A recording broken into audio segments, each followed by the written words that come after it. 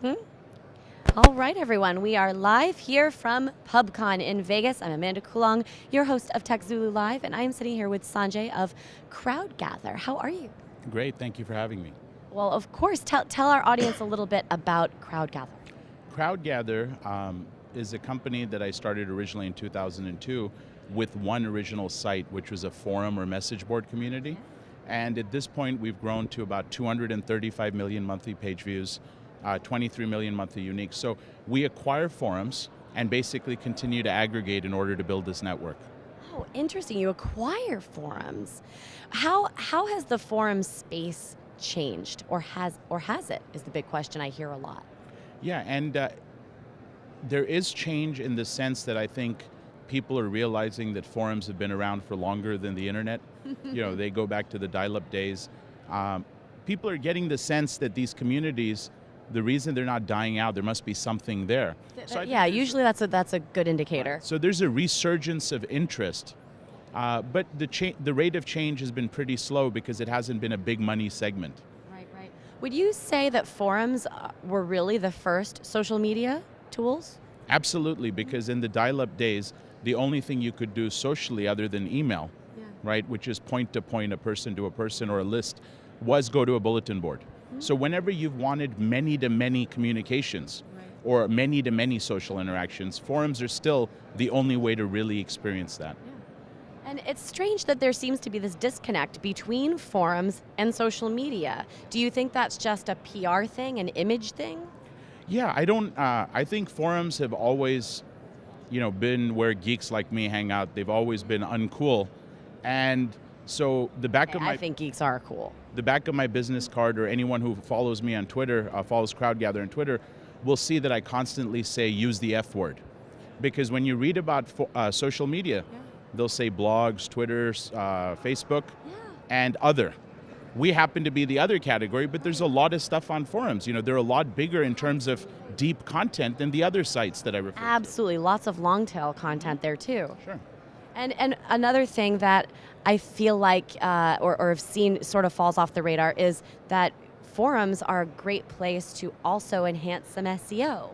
Oh, absolutely. Forum links. The search engines seem to realize one thing about forums, which it's impossible to really game them from a link perspective.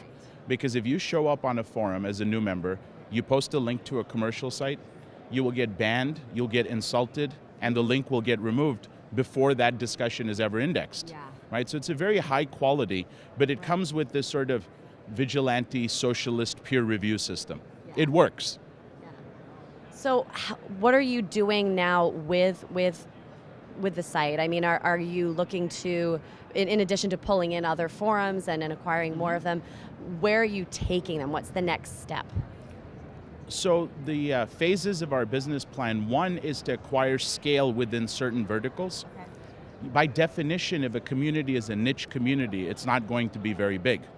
Right? So what we try to do is get a lot of these little niche communities with the same interests, put them together using our custom ad server technology so that we can deploy campaigns by channel or by category, instead of having a mismatch between how big the advertiser's campaign is and how teensy the community is. Very fair point. Right. Very fair point, especially when you think about, if you want the conversion rates for the advertisers. Okay. What specifically are you trying to convey to people here at Pubcon?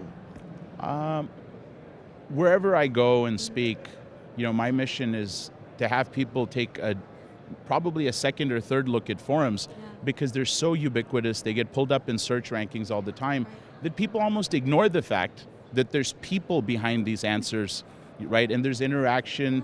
I've been to forum weddings, so to me, the surprise that, on sites that tend to be 99.9% male, that somebody could find a mate, actually breed, reproduce, get married, right? It points to the real level of social interaction on them, even though they're not thought of as social sites. Right.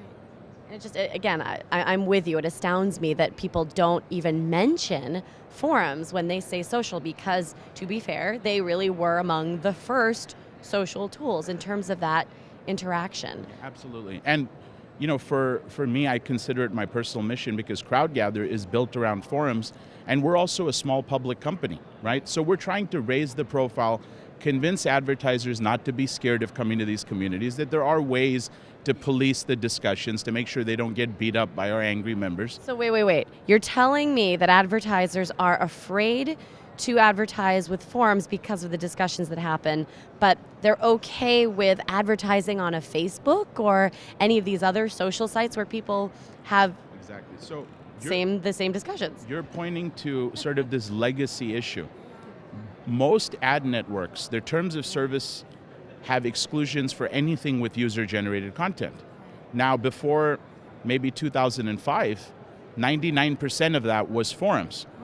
But very few advertisers now think of YouTube or Facebook as Twitter as things they don't want to advertise on, right? So we're just trying to say, hey guys, forums have always been here. We own a site called rapmusic.com. You don't have to guess what the site is about or what the affinity of the members is about, right? So if you're a record label launching a new hip hop artist, it behooves you to go to communities like this.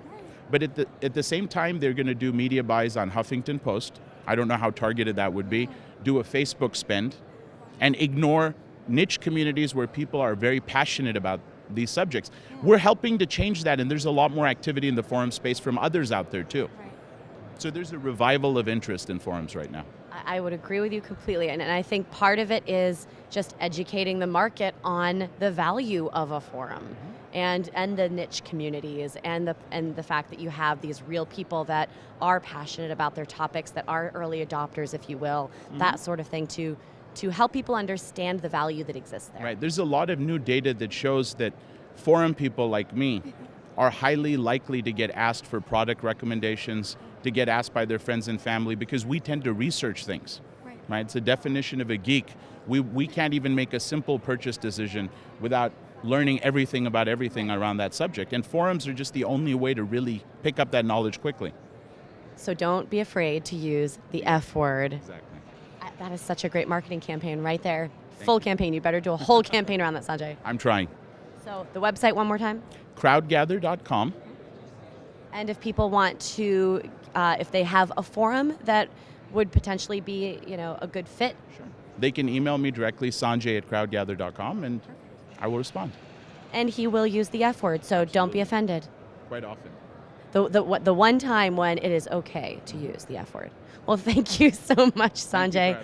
And I wholeheartedly agree. Forums use the F word. They were the first social tools. Everybody, make sure you check them out, and we will be back here shortly at Pubcon.